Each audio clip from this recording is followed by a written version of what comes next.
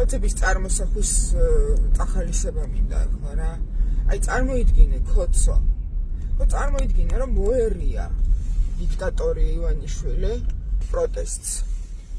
და დამკვიდრდა ეს კანონები, გაიდგა ფესვები, როგორც რუსეთში, რომ აი არაფრის გაპროტესტება აღარ შეიძლება და რომ ვერ galantxav ნაძირალა, რა ვიცი, ვინც არის ყველა ნაძირლები არიან და აი წარმოიდგინეთ ახლა ეგეთი სცენარი, რა, აი ქოცო შენ წარმოიდგინე ახლა ეგეთი სცენარი, რომ შენი შვილი იყო რიყის პარკში და იქ რო ჩავარდა ის ბავშვი ის იყო შენი შვილი. ან წარმოიდგინე რომ დენმა დაარტყა შენ შვილს რომელიმე პარკში.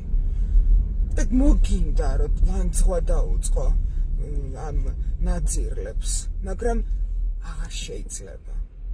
ორჩა დამთავრდა ეგ ფუფუნება, ვეღარ galantxav, იმიტომ რომ დაგიჭერენ.